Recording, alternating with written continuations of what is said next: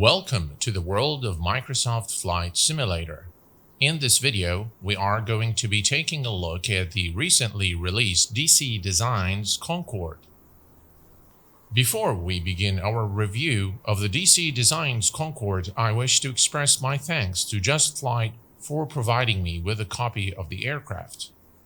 For the purposes of our review flight today, we will be taking the DC Designs Concord from Kuwait International to London Heathrow.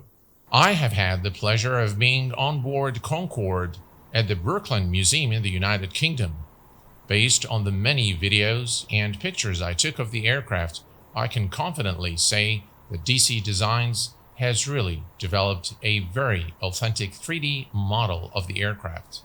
The 3D model is really a beautiful and authentic replica of the real Concorde. The beautiful Olympus engines of the Concorde have been carefully modeled and textured to really give this aircraft an authentic and realistic look. The landing gear area has also received the proper 3D modeling and texturing treatment to create an authentic representation of the Concorde in Microsoft Flight Simulator. In terms of the 3D cockpit modeling and texture work, I believe it has been done to an acceptable standard, but it is not as high fidelity as the aircraft exterior. As you can see, DC Designs has done a reasonable job with the texturing work. The 3D modeling overall is acceptable. It is not high fidelity in my view, but still representative of what you would see on the Concorde. Most of the functions in the flight engineer station are modeled, and one can appreciate the work that has been done by DC Designs to bring this rather complex aircraft to life in Microsoft Flight Simulator.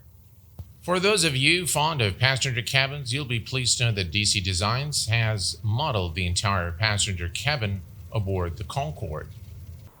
The time has come for us now to take this aircraft from its cold and dark states to 52,000 feet, where we will transition into supersonic speed and head over to London Heathrow. We are now ready to establish electrical power to the Concorde. Please note that this video is not intended as a full tutorial. Therefore, many parts will be edited in the interest of time. Let us now head over to the flight engineer station and establish power to the aircraft. In order to establish electrical power to the aircraft, we are going to move this switch to the closed position. Next, we're going to turn on the ESP main split switches for batteries A and B. Finally, we're going to come here to the emergency generator and turn it to the on position.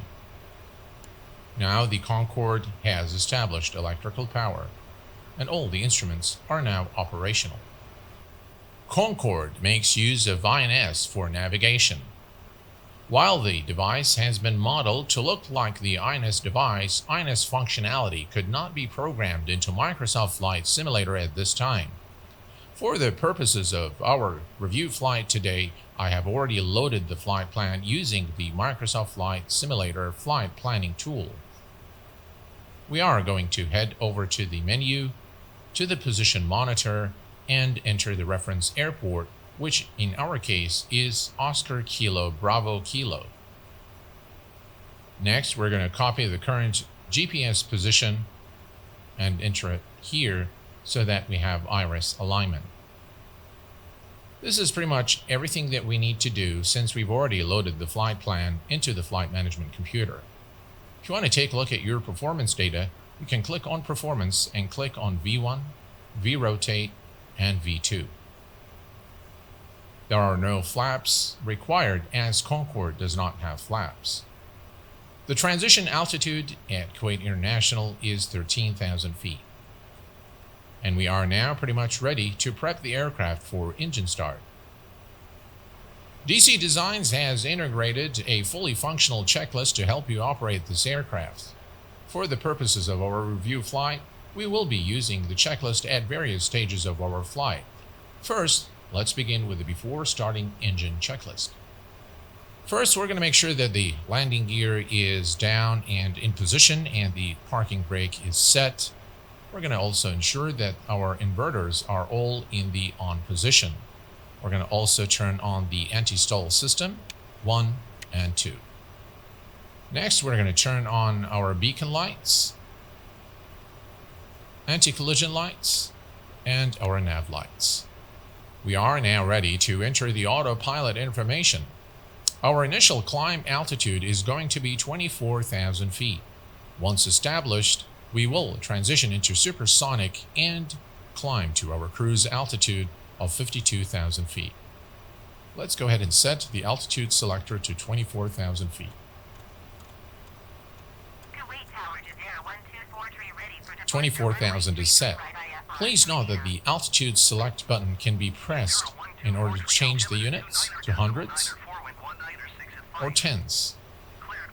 Next, we're going to enter the runway heading, which is 329 degrees. Auto throttle, we're going to set the auto throttle to 250 knots.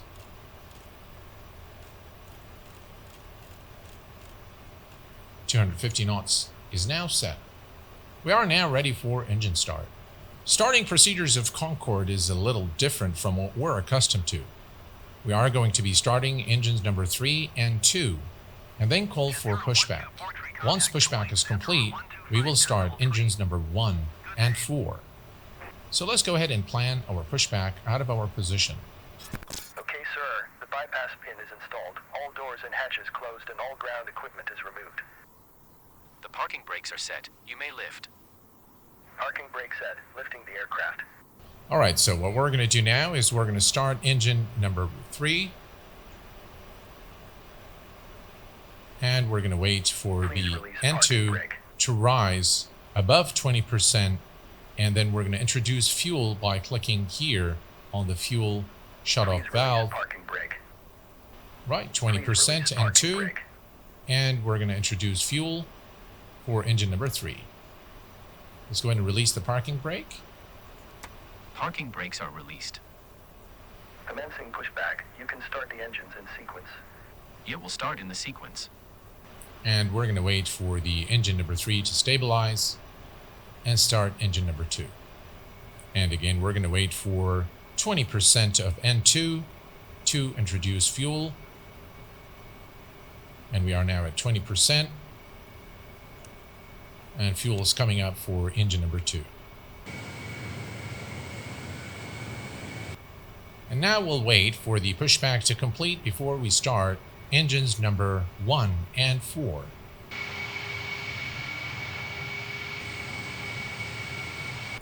Parking brake is set.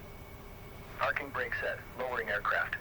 And now we can start engine number 1 and engine number 4. Okay, sir. Clear to disconnect. Pin has been removed. See you at the side. Have a good flight. And Hold in engine position waiting for the visual. Thank you and goodbye. And now engine number 1 is spooling. And again, at 20% of N2, we will introduce fuel. And 20% of N2. And engine number 4 fuel is now turned on. The next thing we're going to do is we're going to ensure that the auto ignition switches are all in the on position. We're going to ensure engine 4 takeoff limiter is set to 88%. And now we're going to lower the aircraft nose to 5 degrees. To do this, we're going to bring this to the first position here and wait a couple of minutes for the nose to start moving, and then we're going to set it to the 5-degree position.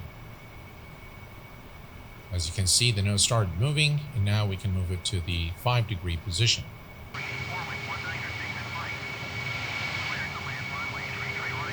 We are now ready to taxi to runway 33 right for departure at Kuwait International.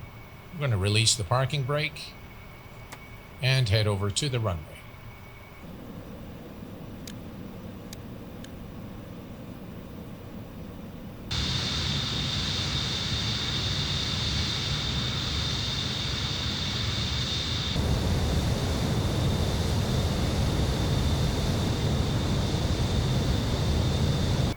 We are now at the hold short point at runway 33 right at Kuwait International.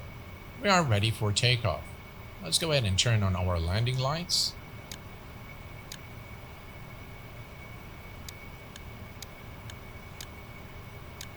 Landing lights are all turned on. We're going to turn on the flight directors 1 and 2, and we are now ready to go. In order to take off with the Concorde, we must engage the reheat buttons 1 through 4. Lining up, runway 33 right.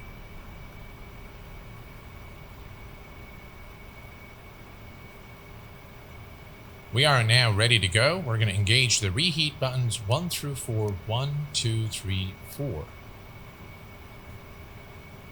3, 2, 1, now.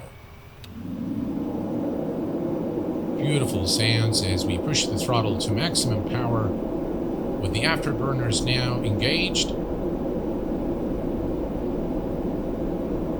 And we're going to be rotating at 227 knots.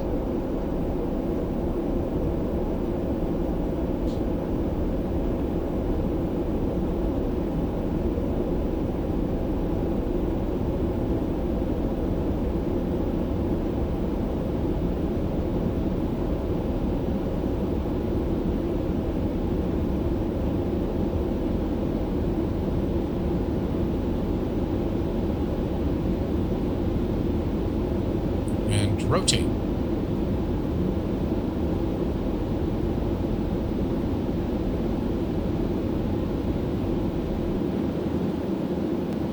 Once we reach 250 knots, we will disengage the reheat buttons. Now we're going to switch to INS. Click on INS, and we are going to engage maximum climb, altitude acquire, and engage the autopilot.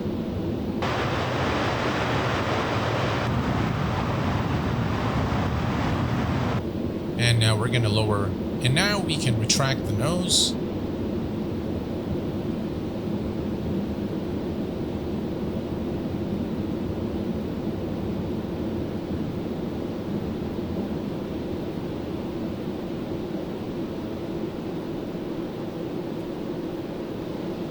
As you can see now, we are in INS mode. The INS button is selected, as well as maximum climb and altitude acquired. The aircraft will now climb to 24,000 feet, and as we approach 10,000 feet, we can now turn off the landing lights and the taxi lights, and we can begin with the after takeoff checklist. As you can see, we are now cruising at 24,000 feet. We are ready now to transition into supersonic speed.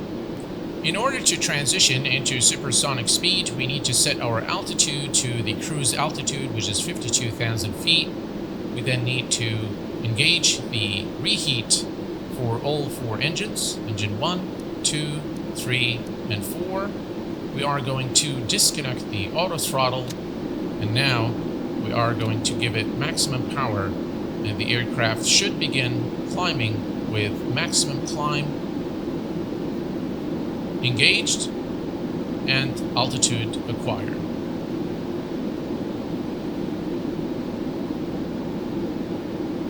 As you can see now, the aircraft is going to increase speed. We can see that the afterburners are now engaged. And now we can just enjoy the climb to 52,000 feet. We have now reached our cruise altitude of 52,000 feet, and we are flying at Mach 2.08. We will disengage the reheat on all 4 engines. Now the aircraft should maintain the altitude, as you can see here, with alt hold selected. Maximum cruise is selected. The INS is selected, and we are now cruising at supersonic speed. We will begin our top of descent at approximately 250 nautical miles from London Heathrow. In the meantime, enjoy the exquisite in-flight service aboard this Concorde. If you are interested to learn about the engineering marvel of the Concorde, I highly recommend The Concorde Story 7th edition by Christopher Orlebar. The book contains an account of Concorde's final flight and details of a concept airliner capable of 5 times the speed of sound with anti-podium range.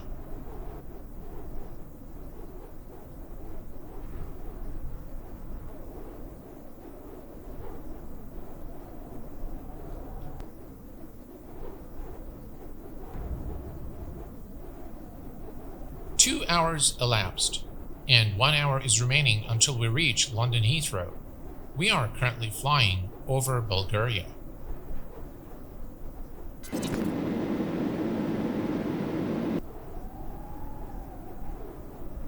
We have begun our descent towards London Heathrow at the top of descent mark.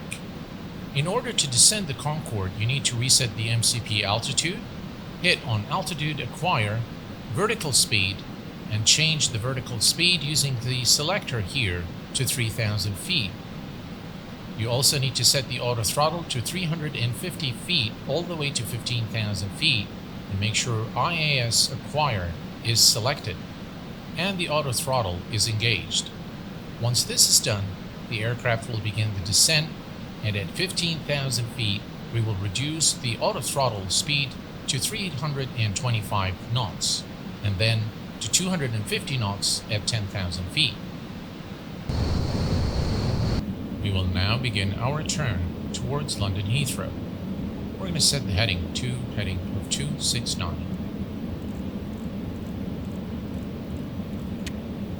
As we approach London Heathrow, we're going to set the navigation mode to radio, and we're going to hit on VOR lock. We will now begin reducing our speed to 180 knots.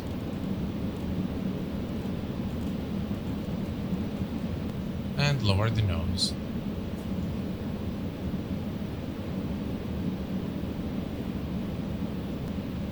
And once we engage the land button, the aircraft will begin descending towards the runway.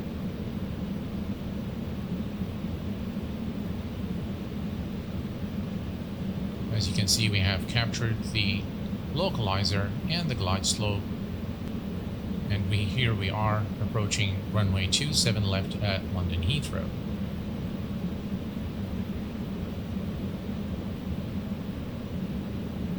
At 1,000 feet, we will disconnect the autopilot and the auto throttle and manually hand fly the aircraft. And at this point, we are going to disconnect the autopilot and the auto throttle.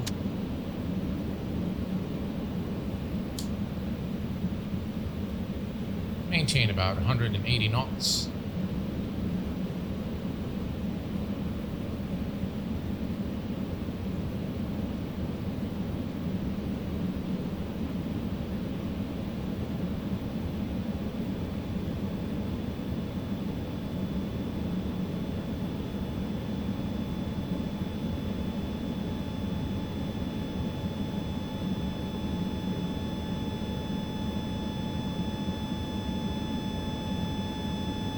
Crosswind.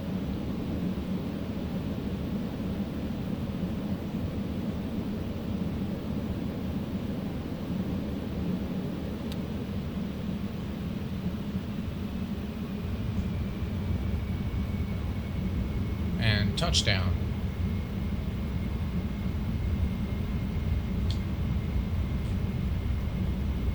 Reversers.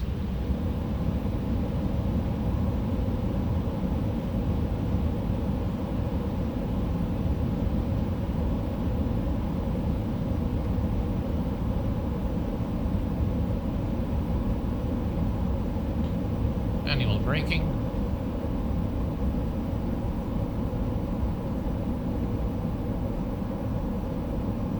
And welcome to London Heathrow, ladies and gentlemen.